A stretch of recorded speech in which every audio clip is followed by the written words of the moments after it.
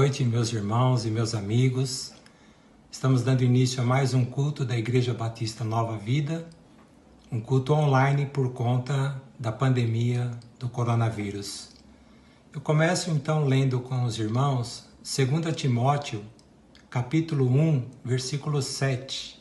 Acompanhem comigo. Diz assim a palavra de Deus: Pois Deus não nos deu um espírito de covardia, mas de poder, de amor e de equilíbrio. Prezados irmãos e amigos, essa carta de 2 Timóteo, escrita por Paulo, foi escrita aproximadamente no ano de 67 depois de Cristo, pouco antes do apóstolo ser condenado à morte. Aprisionado em Roma, mais uma vez, o apóstolo Paulo se sentiu sozinho, se sentiu abandonado. Paulo percebeu que sua vida terrena provavelmente estaria chegando ao fim. Então essa carta a Timóteo, 2 Timóteo, é essencialmente as últimas palavras do apóstolo Paulo.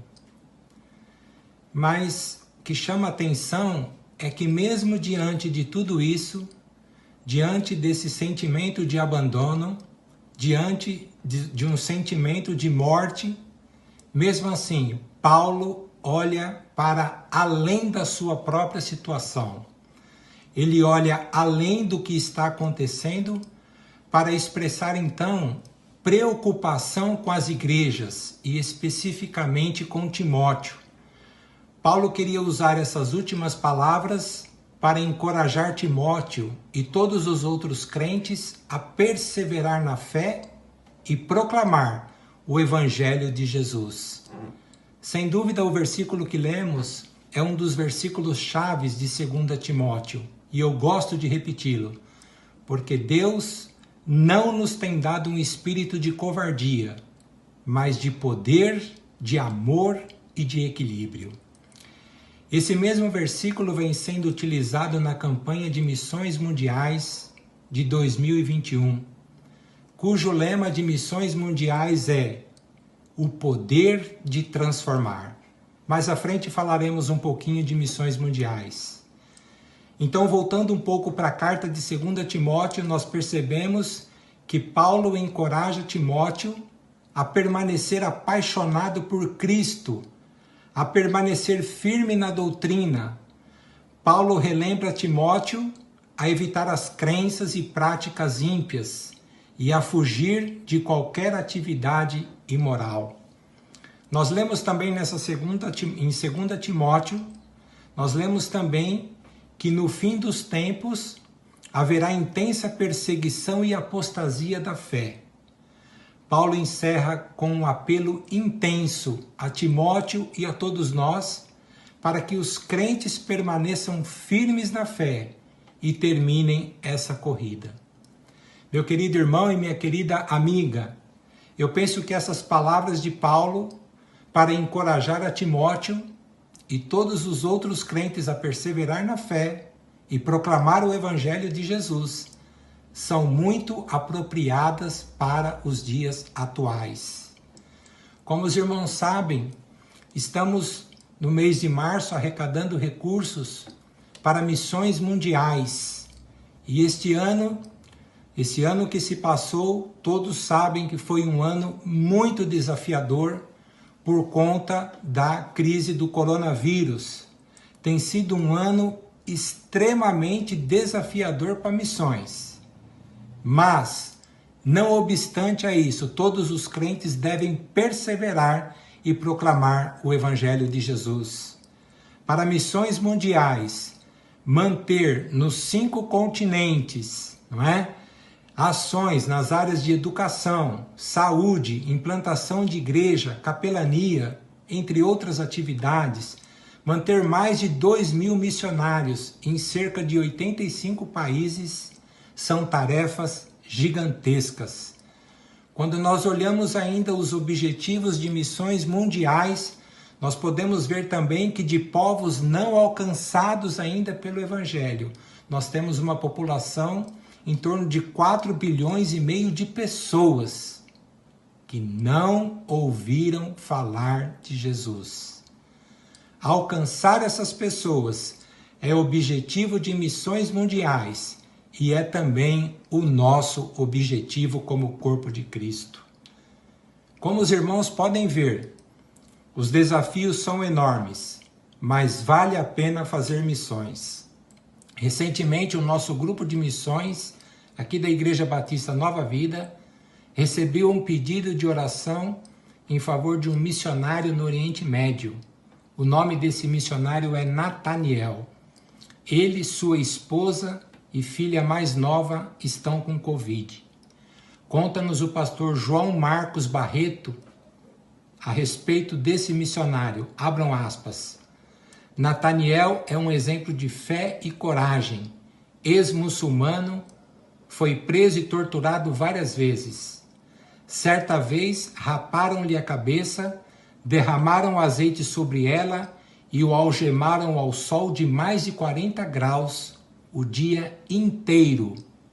Sua cabeça ficou tão cheia de queimaduras. Foi uma coisa horrível. Em outra ocasião, um policial, com uma joelhada, quebrou os seus dentes.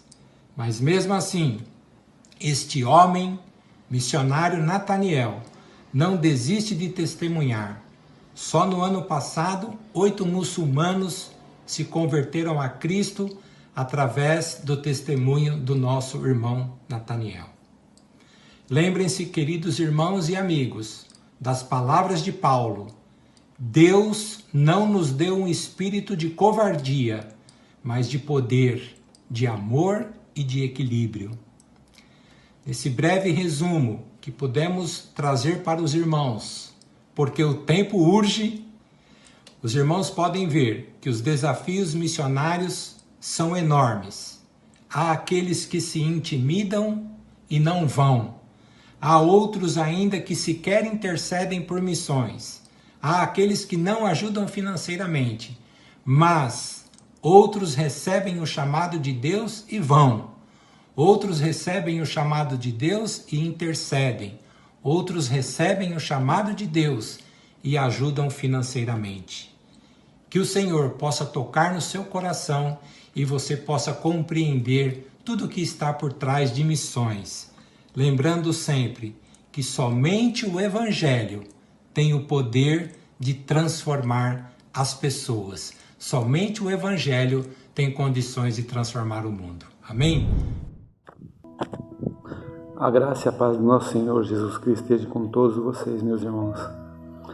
Muito obrigado por vocês estarem intercedendo pela vida da gente e muito obrigado, Senhor, pela igreja estar acompanhando nossos irmãos em Cristo a cada momento. E nós estamos em oração por todos também. Vamos orar? Senhor Jesus, nós queremos, Senhor, te louvar e engrandecer o teu nome, Pai, porque só o Senhor é Deus. Nós queremos te louvar, Senhor, pela tua grandeza e nós sabemos, Pai, que tudo que está acontecendo está sob o teu controle, Pai. E agora, Pai, nós queremos colocar a vida da nossa igreja nas tuas mãos, pedindo, Senhor, a tua paz, a tua alegria e as tuas bênçãos, Jesus. Ó Pai, visita, Senhor, a cada membro da Igreja Batista, Jesus, nas tuas mãos, Jesus. Visita, Senhor, cada membro do corpo de Cristo espalhado pela face da terra, Pai. Ó Pai, nós te pedimos, Senhor, as tuas bênçãos, que o Senhor olhe, Senhor, para as nossas vidas e o Senhor tenha misericórdia, Jesus. Ó Pai, coloca, Senhor, a vida dos necessitados nas tuas mãos, Senhor. Ó Pai, visita, Senhor, aquelas pessoas que estão no hospital, Senhor. Visita pelas pessoas que não te conheçam, Pai, e que elas possam saber que o Senhor é Deus, que o Senhor está no controle. E, Senhor, nós colocamos, Senhor, a vida nos nossos pastores nas tuas mãos, Senhor. Ó Pai, abençoa, Senhor, os nossos líderes espirituais, para que o Senhor dê toda a sabedoria para eles, Pai, e que eles possam, Senhor, saber como interceder e como agir e como falar, Pai. Ó Pai, colocamos os enfermos nas tuas mãos, colocamos, Senhor, os necessitados nas tuas mãos. Ó Pai, olha, Senhor, para aqueles pais de família que perderam, Senhor, o emprego. Olha, Senhor, para aquele pai de família, Pai, que olha para os seus filhos e não tem o que comer, Jesus. e que o Senhor possa estar suprindo, Senhor, essas necessidades. A Tua palavra diz que o Senhor não ia deixar o Teu filho mendigar o pão, Pai. Então, Pai, nós te pedimos, Pai, que o Senhor supre, Pai, essa necessidade, Pai. Coloca, Senhor, na vida, Senhor, dos nossos amigos, nossos filhos, nossos queridos, nas Tuas mãos, Pai, para que o Senhor possa estar abençoando, Pai, em nome de Jesus. Amém. Grandioso Deus, nós te adoramos e nós queremos ser achados, como a Tua palavra nos diz, que o Senhor quer que aqueles que o adorem em espírito e em verdade, que nós possamos ser achados desta maneira pelo Senhor, como verdadeiros adoradores. Em espírito, em verdade, te adoramos, te adoramos. Em espírito, em verdade, te adoramos, te adoramos. Rei dos reis e Senhor, te entregamos nosso viver. declare: Rei dos reis, Rei dos Rei reis, Senhor, e Senhor, te entregamos nosso viver pra te adorar, ó Rei dos reis. Foi que eu nasci, ó Rei Jesus. Meu prazer é te louvar, meu prazer é estar nos átrios do Senhor. Meu prazer é viver na casa de Deus, onde flui o amor. recebe a nossa adoração, Pai.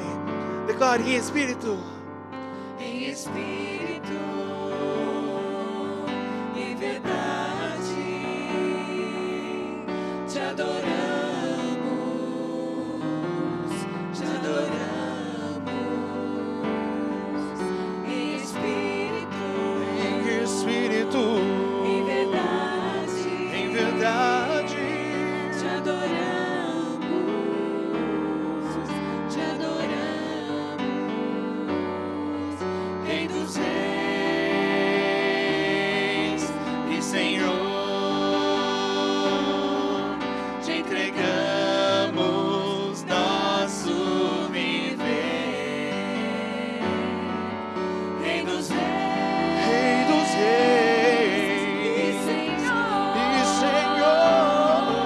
te entregamos nosso viver pra te adorar, ó Rei dos reis. Foi que eu nasci, ó Rei Jesus. Meu prazer é te louvar, meu prazer é estar nos átrios do Senhor. Meu prazer é viver na casa de Deus, onde flui o amor, pra te adorar, ó Rei dos reis. Foi que eu nasci, ó Rei Jesus. Meu prazer é te louvar, meu prazer é estar nos átrios do Senhor. Meu prazer é viver na casa de Deus, onde flui o amor. ministrando, Ministrando louvor, ministrando, ministrando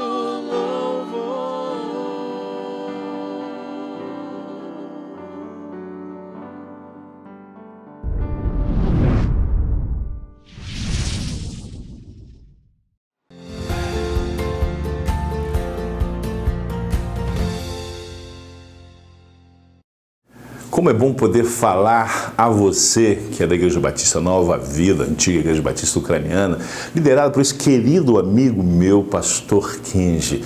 Nós vamos ter a oportunidade agora de ver mais o que Deus tem feito no mundo. E por isso, nós vamos, neste instante, refletir um pouco mais sobre o nosso tema deste ano. Você sabe, este ano estamos trabalhando com o tema Viva o Poder de Transformar. E a nossa divisa encontra-se na segunda carta do apóstolo Paulo a Timóteo, capítulo 1, versículo 7, que diz: porque Deus não nos deu um espírito de covardia, mas de poder, amor e equilíbrio. Sim, nós temos o poder de transformar. Não nós como indivíduos, mas nós, como povo de Deus, que tem Jesus Cristo, que tem o poder do Espírito Santo, nós entendemos a mensagem, a ordem de Jesus é repartir esta mensagem. Por isso, este ano estamos trabalhando o conceito de viver. Não é simplesmente fazer, mas é se tornar, é ser essência, é viver neste poder, é viver este poder. Como é que eu posso afirmar isso? Eu posso afirmar porque o apóstolo Paulo disse: agora vivo não mais eu, mas Cristo vive em mim. Eu quero comentar com você um pouco sobre o contexto que o apóstolo Paulo falou o que falou ao jovem Timóteo. Ele estava preso e sabia que havia pessoas que estavam envergonhadas. As pessoas tinham a preocupação de não se ligar a alguém que estava sofrendo um processo, que estava presa. E várias estavam evitando ter contato, ainda que por carta, com o apóstolo. Mas o apóstolo Paulo é muito claro ao dizer: não se envergonhe, nem de mim, nem do Evangelho. Não.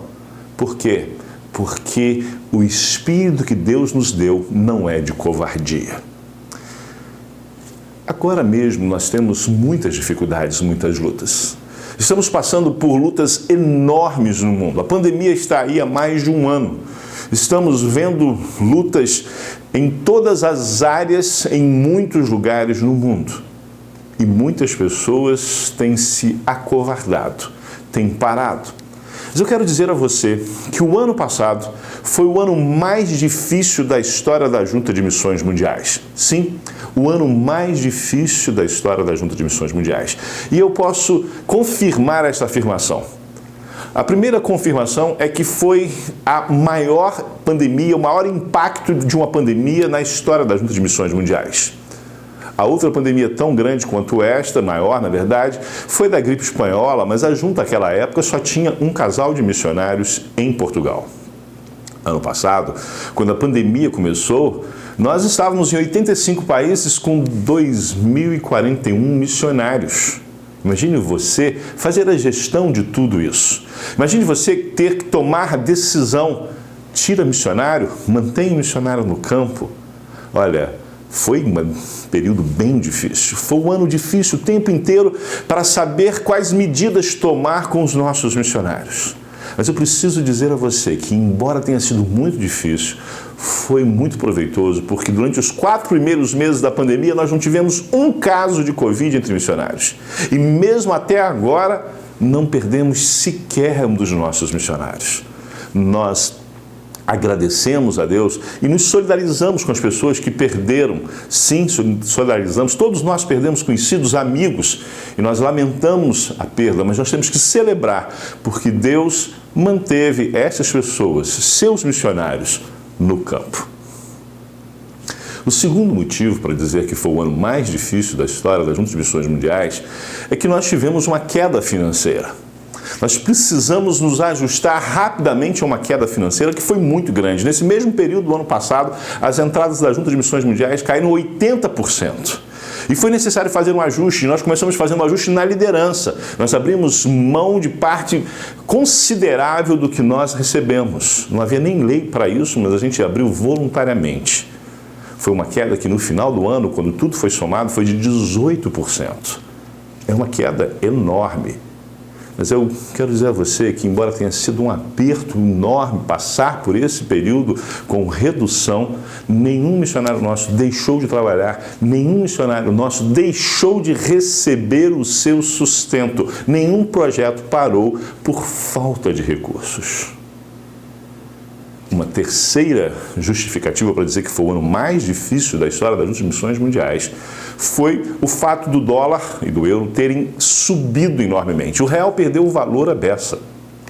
Foi algo impressionante. A gente trabalhava com um dólar a 4,50, 4,70 quando nós fizemos o nosso planejamento em 2019. O dólar naquela altura, em dezembro, estava R$ 4,00 e as pessoas, os analistas diziam que deveria estar em 3,30 e 3,40. Diziam que um dólar a 4,50, 4,70, como nós pensávamos, estava muito alto. Ora, não estava. Rapidamente ele passou dos 4,50 e 4,70, chegou a ser 5,94. Nas casas de câmbio passou bastante dos 6. Foi difícil, foi muito difícil, mas eu volto a dizer a você, conseguimos, pagamos todos os missionários, pagamos todos os compromissos da Junta de Missões Mundiais, terminamos o ano com um pequeno superávit, mas terminamos, conseguimos, completamos. Mas a coisa mais pesada de todas foi ver o aumento da necessidade. Sim, o aumento da necessidade. Finalmente, pessoas se despertaram para a realidade de que elas precisam de Deus. Isso aconteceu em muitos lugares do mundo. E as pessoas então começaram a procurar os nossos missionários. Missionários nossos na Europa, por exemplo, disseram: olha, nós falamos de Jesus para muitas pessoas ao longo desses anos e elas nunca quiseram saber, mas agora elas estão entrando em contato conosco. Isso é uma coisa boa, sem dúvida alguma, mas aí você tem que responder a essas pessoas e então é difícil, porque você tem que trabalhar mais e realmente foi uma época bastante trabalho, mas veio a necessidade física das pessoas. A fome campeou no ano passado. O mundo vinha diminuindo o número de pessoas com fome. Era um número ainda muito grande, só da chamada fome severa, que é quando a pessoa pode morrer em alguns dias ou semanas por causa da fome. Havia, ano passado, no início, antes da pandemia, cerca de 130 milhões de pessoas, segundo a FAO. Pois bem, só com o início da pandemia, isso foi para 265 milhões e depois continuou a crescer. Como responder a isso nessa gravidade toda? Foi um ano muito difícil. Mas eu quero dizer a você que foi um ano maravilhoso em termos de resultados. Sim, foi um ano maravilhoso em termos de resultados, porque nós tivemos muitos resultados. Sabe por quê? Porque o espírito que Deus nos deu não é um espírito de covardia. E nós não paramos, nós não desistimos, nós perseveramos. Você perseverou em oração, você perseverou com a sua oferta, os nossos missionários perseveraram com o seu trabalho. E isso foi fantástico, foi maravilhoso. O resultado, meus irmãos, é que, como nós não nos acovardamos, nós podemos usufruir do poder. Sim, porque o Espírito que Deus nos deu não apenas não é de covardia, mas é de poder. E o poder que está sendo falado aí é o poder de persistir, é o poder de completar a missão apesar de todas as adversidades. Este poder foi presente em nós e o resultado, sabe o que foi? Irmãos, ano passado, no ano em que a maior parte do mundo ficou fechada aí para reuniões em grupos pelo menos 6 meses, nós tivemos a grata surpresa de ver que Deus nos abençoou enormemente e nós tivemos 2.156 batismos em todos os lugares, irmãos. Foi batismo na Itália, onde as igrejas estavam fechadas, foi batismo no Nepal, onde nós estávamos começando a plantar igrejas, foi batismo no Vietnã, foi batismo na China, foi batismo em tudo quanto é lugar. 2.156 batismos. Seu resultado, o resultado da sua igreja. Você pode dizer: a minha igreja batizou ano passado 2.156 pessoas no mundo. Só para os irmãos terem ideia, em relação a 2019, quando tudo funcionou normalmente, foi pouco mais de 2.400, então a queda no número de batismos foi muito pequena. E se a gente multiplicasse isso por 2, porque seria o normal, a gente teria tido o maior número de batismos da história. Agora repare você, esse poder fez com que os nossos missionários continuassem a falar, continuassem a fazer o que vinham fazendo de forma diferente. Eles foram para a internet, eles usaram todos os meios para falar com as pessoas, para evangelizar. O nosso missionário lá na Itália continuou a fazer o seu trabalho, um dos nossos missionários continuou a fazer o seu trabalho, e quando pôde reabrir, ele batizou pessoas. Sim, isso aconteceu em diversos lugares. Mas não foi só batismos, foi também plantação de igrejas. Irmãos, o ano passado o número não foi tão bom quanto foi no ano anterior. Mas se você comparar com 10 anos antes, foi 4 vezes maior. Porque ano passado nós tivemos a grata surpresa de plantar 174 igrejas, 87 delas, metade, entre povos não alcançados. Isso tudo é resultado do poder, sim, do poder da capacitação, porque é isso que a palavra aí quer dizer, que Deus nos deu a capacidade de passar pelas adversidades, nos deu a capacidade de sermos criativos para superar os obstáculos, para anunciar a sua mensagem com ousadia, nunca tendo covardia. Mas lembra que eu falei sobre aquela questão da fome, das dificuldades, das necessidades das pessoas? O espírito que recebemos também, diz o texto bíblico, é de amor. É o amor do compartilhar, é o amor de tirar do que é seu para dar ao outro, é o amor de viver a dor do outro, é o amor de ajudar. E isso foi a realidade de forma ainda mais clara no ano passado. A Junta tem um trabalho fantástico na área de ajuda humanitária, de desenvolvimento comunitário. São muitos projetos que temos.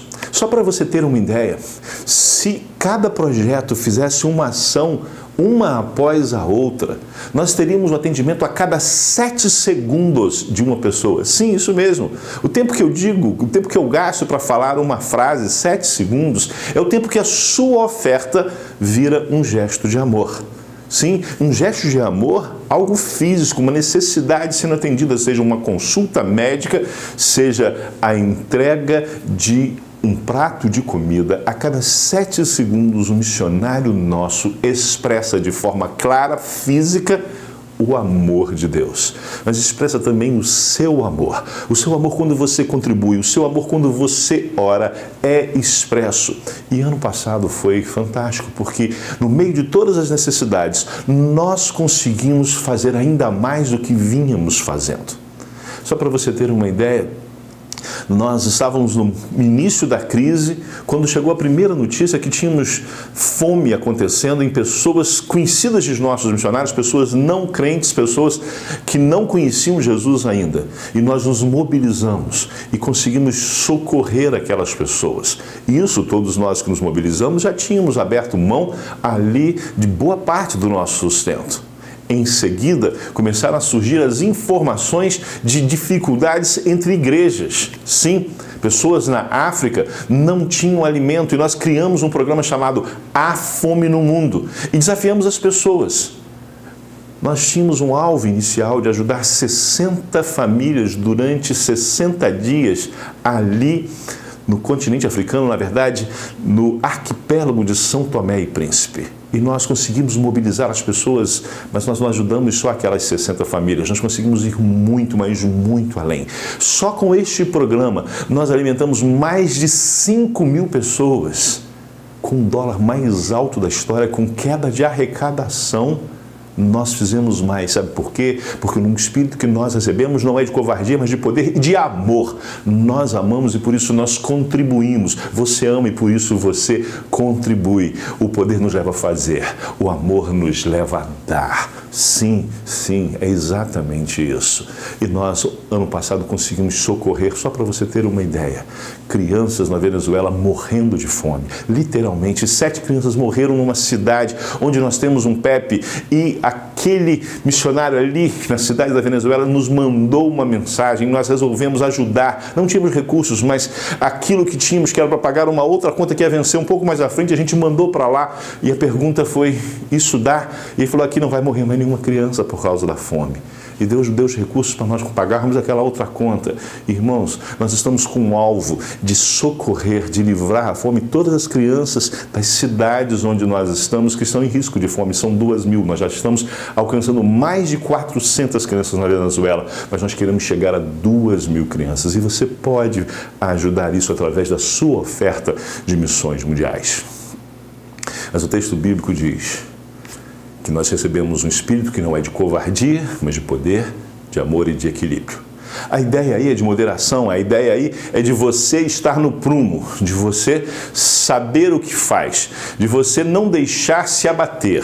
A ideia é você não se exaltar e perder a base, mas você não decair e perder a visão. Manter o equilíbrio, continuar focado. Esta é a ideia. E nós tivemos a chance de fazer isso no ano passado e ver isso acontecer. O ano estava acabando quando veio para mim a dor mais forte, a maior dificuldade, saber que um missionário nosso, indiano, ali num estado mais populoso, o estado que tem a mesma população que o Brasil, um estado na Índia tem a mesma população do Brasil, ali plantando igrejas, aquele homem NC, ele havia sido preso, mas não só preso, ele foi espancado. Irmãos, foi assustador. Nós oramos aqui no Brasil e Deus agiu. Era para aquele homem ter ficado preso mais de uma semana, mas ele não ficou sequer um dia inteiro. Sabe por quê? Porque Deus agiu. E o povo de Deus orou e Deus respondeu. E NC, embora tenha sido espancado, foi solto naquela noite. Ninguém é solto de noite na Índia. E não teve uma ordem judicial, não teve nada. A gente havia providenciado advogados, mas não tinha dado tempo sequer de fazer um pedido direto para o juiz, ou melhor, para o juiz decidir. Algo aconteceu dentro daquela delegacia, NC foi solto, porque Deus agiu. E aí nós ficamos preocupados com o NC. Nosso missionário querido, homem de Deus, como ele está? Estava ferido, estava abatido? Estava. Mas rapidamente ele voltou para o equilíbrio, ele não perdeu o foco.